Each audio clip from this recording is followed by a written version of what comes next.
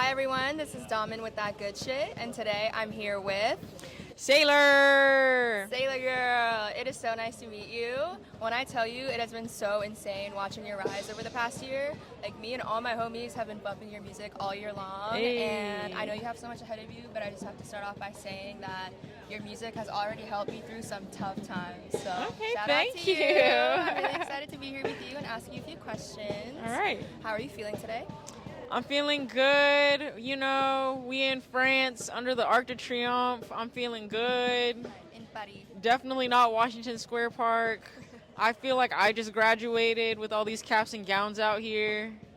I feel good. How are you? That's looking good. I'm great, you know, weather's good. I'm just fresh off a train from Boston, but I was looking forward to this all day. Let's get into it. Okay. Before we get into the music, I have a few questions about your lore. Okay. So Let's I get into heard that you have had the following jobs: bartender, lash tech, and florist. Talk about life experience and unreplicable lore. What's one thing that you've taken or learned about yourself from each of those jobs? Bartender, I know a lot about food science, and I know a lot about. I have a really good palate. Lash technician. I learned from that job, outside of like the physical changes that you can give people to make them feel good. Just how to connect with people. It just gave me a lot of people skills that I wouldn't have otherwise if I didn't do those jobs. And florist, I feel like, yeah, give people flowers while they're still alive, because I feel like at that job, a lot of the clients were just funerals, and that shit was really sad. Wait, can I say shit? Yeah. Okay. Whatever you want. Cool. And I also know that you have an acting background. You dabbled in musical theater a little bit. Can I ask, like, so what was that like? How do you feel like that's affected your music artistry today? I think it's definitely given me the tools to be able to like transmit words into a live show, as well as just storytelling and being able to work with like other people. Yeah, that's what I take away from that the most. I know that your name Sailorr is a reference to Vietnamese refugees who fled the country during the war. That part. Your black grills are a reference to a tribute to your grandmother. Yeah. And you also wore your ao dai during a Genius performance. You know, so I see it, and I think it's so dope to see you weave those elements of your cultural heritage into your artistry and do it in your own way, in a way that's so confident and so proud. And I wanted to ask if that's something that comes really naturally to you, or is that like an intentional choice that you've made? I feel like in general, a lot of the things I do to nod to traditional culture, I try to spin and do my own twist on. For example, like the ao dai for the cut-up performance, I think in general, women that wear that dress are normally, like, we wear those dresses for ceremonies for, like, weddings or, like, having a baby. And I feel like, specifically, I wanted to wear that dress because I was celebrating myself. I want to be remembered more than, like, being a mother or being a wife. And so, yeah, I think in general, a lot of the things that, like, are customary or traditional in Vietnam, like, I want to be able to spin, because that's just who I am as a person. Yeah, as you should. Yeah. I want to just dive into everything about the music. It has literally been the soundtrack to my weekend, and it's going to be the soundtrack this summer from Florida's finest. Just to jump in, my favorite song right now, just off of the first few listens, is undoubtedly Your Mother's Son. Okay.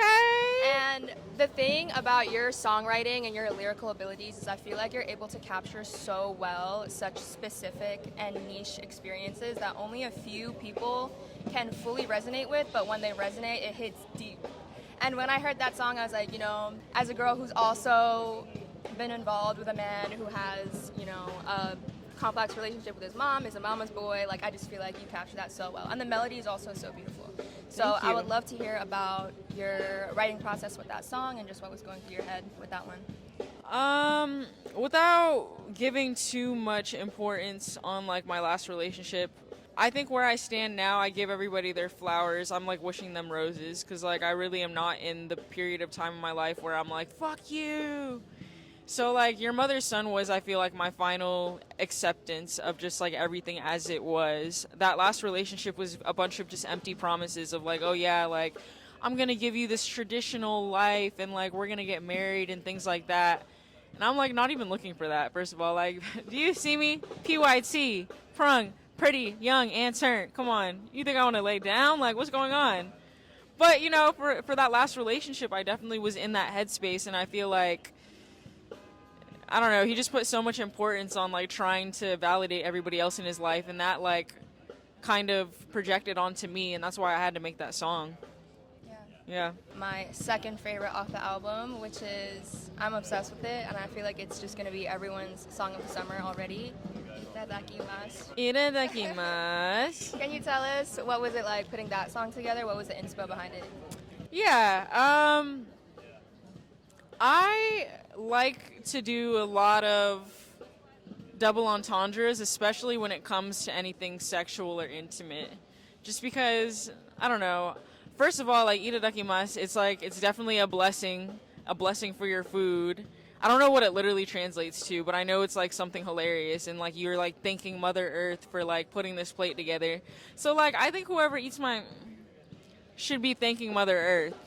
Thanking God for this creation, okay? Thank you. So it's just a silly song, and I think the production is like very lighthearted, and yeah.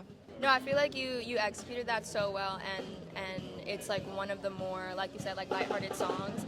And I love that you're able to balance that so well, like all sides, all different tones and emotions across the project. And this being your first full-length project, is a huge deal. And this is like your introduction to the world. And I just think that it's a really big moment. Thank How do you feel now that it's out? It hasn't fully hit me yet at all, honestly. I don't think it's really gonna hit until I start performing these songs live. Like when you really connect with an audience and like the people that actually know the music, that kind of hits different, because like a lot of the music, obviously, like I've never performed live, and I've never gotten other people's reactions on like what they feel when they hear the music. So I feel like it's really not gonna hit for me until I experience that firsthand. Yeah. Yeah. Is there one song in particular that you're most excited to perform live? Probably Girls Girl. Yeah, I feel like Girls Girl is super catchy, and the melodies are really fun. I'm just imagining like an all-girls mosh pit. Girls. Yeah, genuinely, actually need that. Yeah. No, that's going to be amazing. I can't wait to see that happen. One thing that I would love to bring up too is I feel like upon my first few listens, a theme that I see really clearly throughout all of your songs and all of your music in general is this theme of authenticity and realness and like trust. And just at this point in your life, do you have a piece of advice you can give to the world on how to spot real versus fake energy?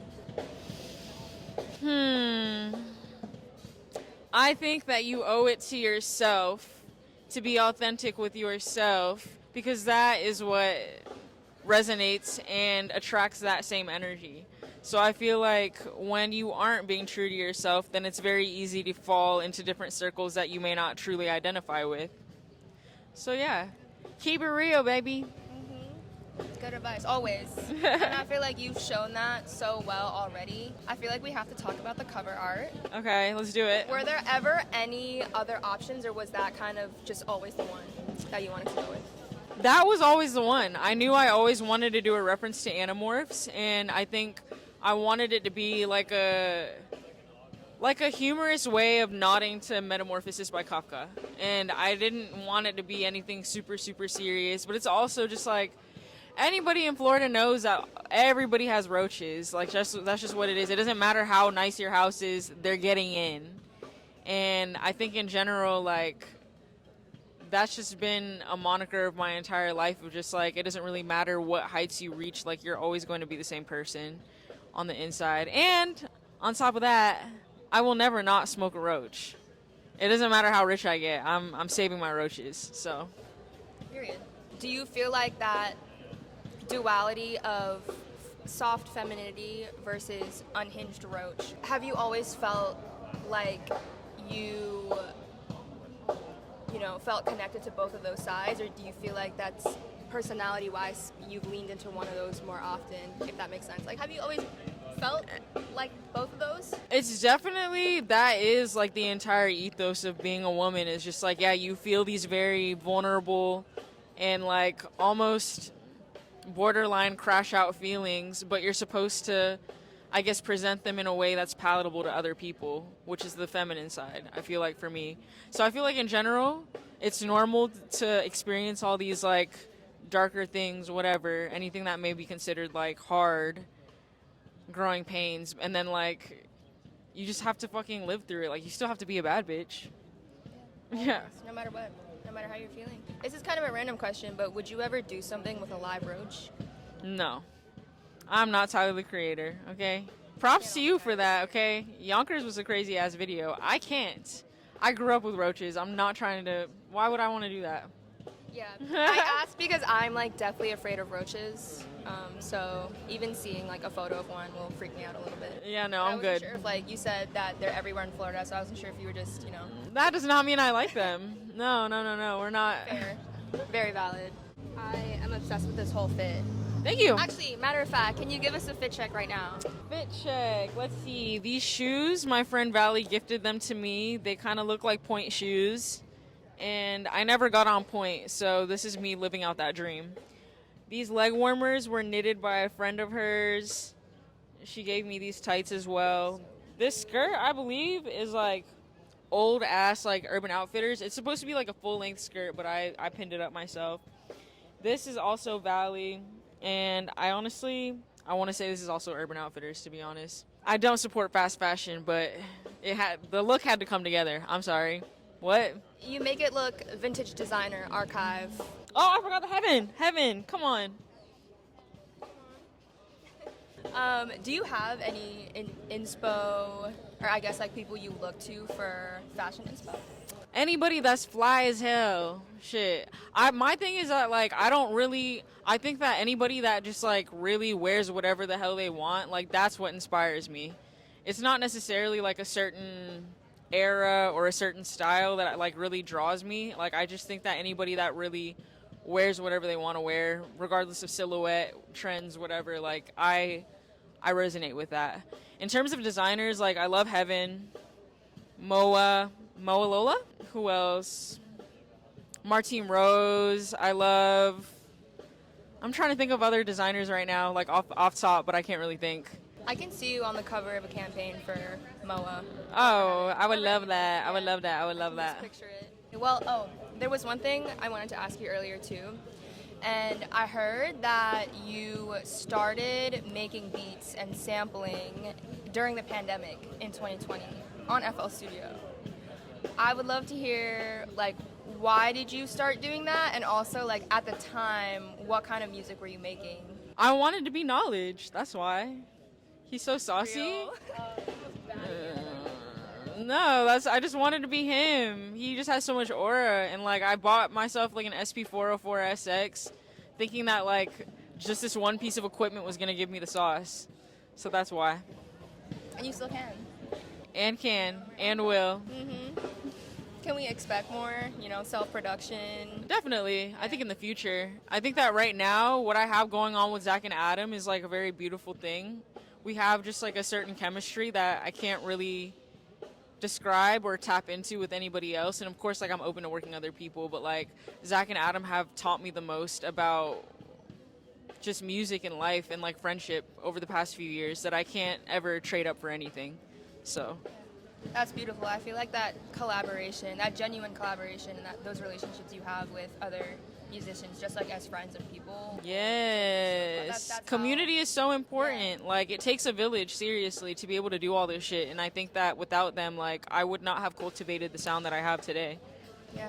Can we expect more skits and improv? Kind of like Lugna? Yeah, definitely. Actually, that was so fun.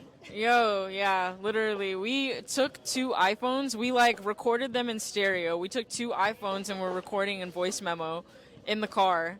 And we just let that shit roll for, like, 30 minutes. And then that ended up being a chopped up conversation. Yeah.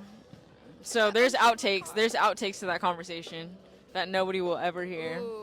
I have one final question for you before I tap in Annabelle for some questions that she has. Cool. And it is, what is one thing you would tell your younger self? It does get better. It gets way, way, way, way better, I promise. And stop hanging out with those people.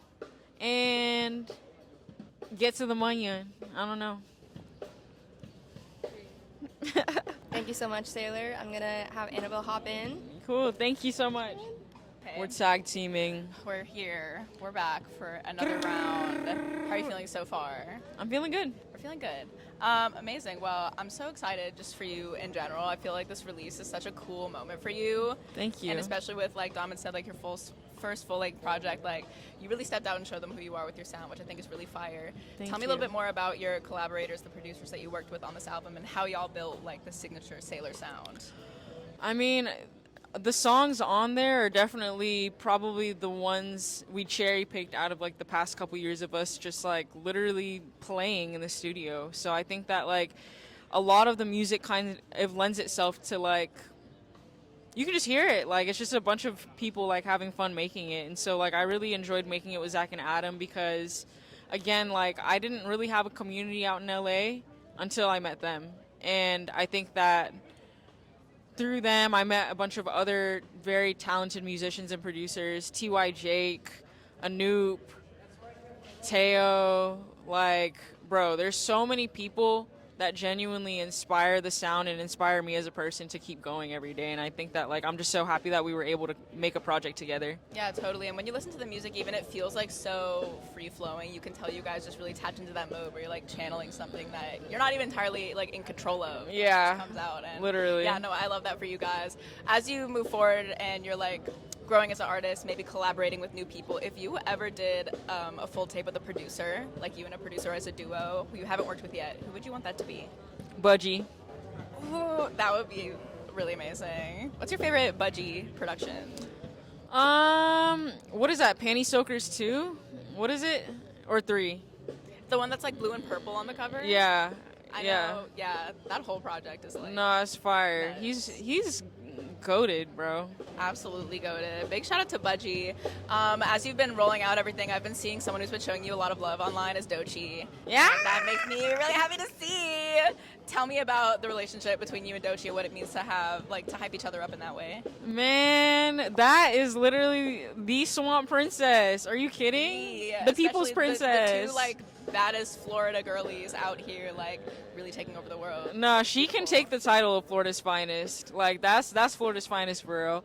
I love her so much, and her artistry is unmatched. Her consistency and her passion for the game, like I fuck with that. Like she's amazing. Yeah. So it's amazing to get some sort of like any sort of recognition from someone that I respect like that because it is like very vindicating and being like, yo, keep going. Like the people that you respect, your peers, like are also looking out for you. So like she was probably one of the first people that I was like, thank you. Everybody can go home. I got it. Yes, literally, I've been, like, I've done what I needed to do. I can quit today and everything will be Right. fine. Like, I got that nod. For real. That's a really good feeling. You deserve that. And I bet there are just, like, so many more exciting, not even just cosigns, but just getting that support from people you respect is a really good feeling. So Yeah. I know that's all just going to keep pouring in for you.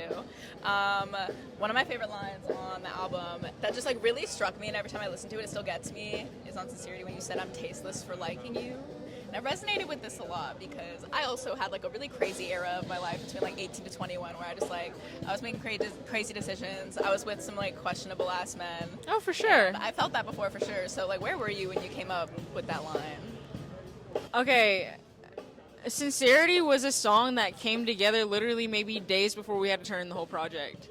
And I think when I was first writing that song, it was more so as like I'm sending my roses to the people that aren't in my life anymore. Yeah. And I no longer really resonate with like being like, I'm getting my revenge, my vengeance. Like genuinely, I hope you're doing okay. I'm good. I hope you're good over there. Like I really don't care. But in general, like Sincerity, it started out as a song about like, okay, yeah, like things are changing. I'm going through a lot of transformation.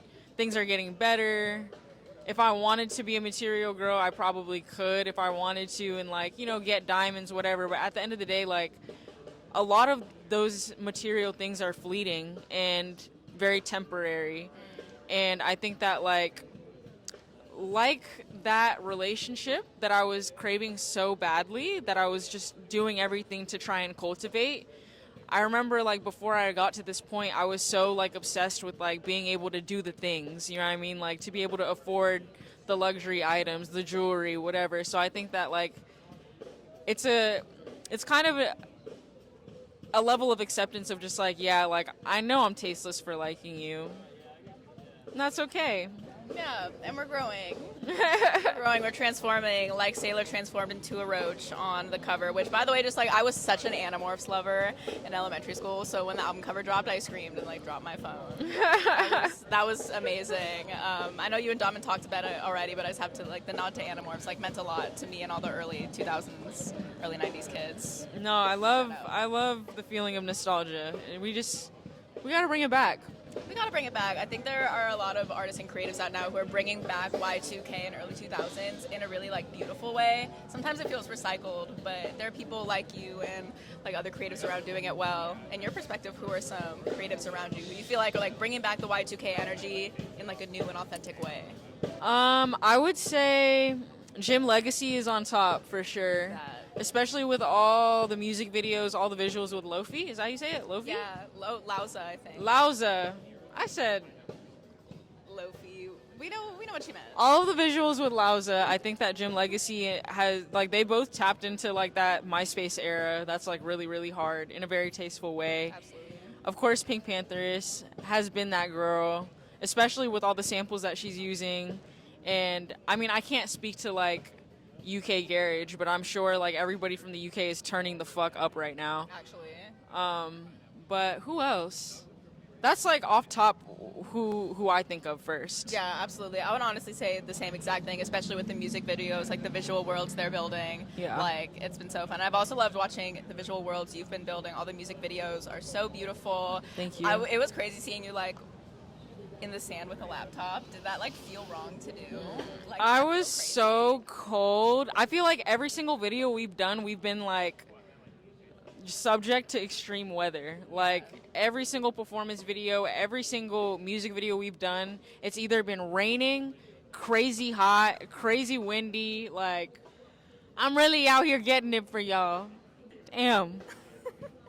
Do you feel it's been worth it? It's been worth Oh, the definitely. struggle? Anything for the art. Come on. And then when you, like, film something in perfect weather, it's actually going to be insane because you're not fighting that Yeah. specific adversity. Exactly. But, like, again, like, what you've been able to do so far and knowing now that that was all done in shit weather is, like, triple impressive.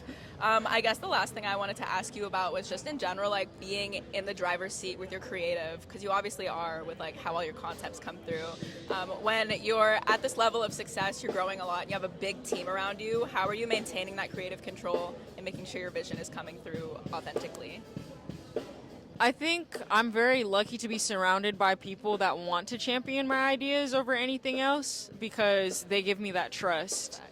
And that's very important because, like, I don't know, I think a lot of people have that, like, weird feeling of, like, oh, I can't sign to a major label or, like, work with other people. But that's, like, the point of collaborating is, like, finding your circle that is really going to understand you as a person and, like, trust your ideas all the way through. So I'm just very lucky that I have people around me that, like, want to do that. Totally. Who's one person on your team that always champions you that you would like to shout out? Barrel. Valley. Yeah. Shit. Figs. Shit. Everybody. Shouts out to you. Shouts out. And the actual last thing I want to ask you about is what's been on your playlist as of the last few months. And it's also while you were making the album. Like, what have you been listening to in the last 6-ish months? I've been running Gigi, that whole project by Skywater, like, nonstop ever since it came out. What else? That last drop by Fouché was really, really hard. The one with War on it. Yes. And Asha Amuno. Go. You know, Asha's first ever performance was at one of our shows. No way. Yeah, we used to do this festival in LA called Sunday Sounds. And Okay. performed at one like a couple Cool. years ago. But Asha's the goat. We love him and like all the Kogo. Like, Yeah. We love them so much. Fire. Well, Sailorr, again, congrats on everything. Like, Thank you. So obsessed with you, and I just hope you're like really relishing it and like sitting in this moment. And having I'm the best time with trying. it. I'm Sure there's like a trying. lot of things going on, but girl, you look just so beautiful. And again, this Thank project you. is such a clear reflection of like you and who you are, and it's like, I don't know, you've created something that's gonna live forever and just like stamp this era for you, and I'm so excited for you. Thank you, Annabelle. You're Thank you, thank you, thank Is you. there anything else you'd like the people to know? It's a full bush summer. We're done shaving. Throw your razors away. We don't need them. Throw your razors away. Cancel your wax appointment. Cancel your wax appointment. If you really fine like that, you're gonna go to the beach with a full bush. Mic drop. That's all that she needed to say. Thank you. Thank you.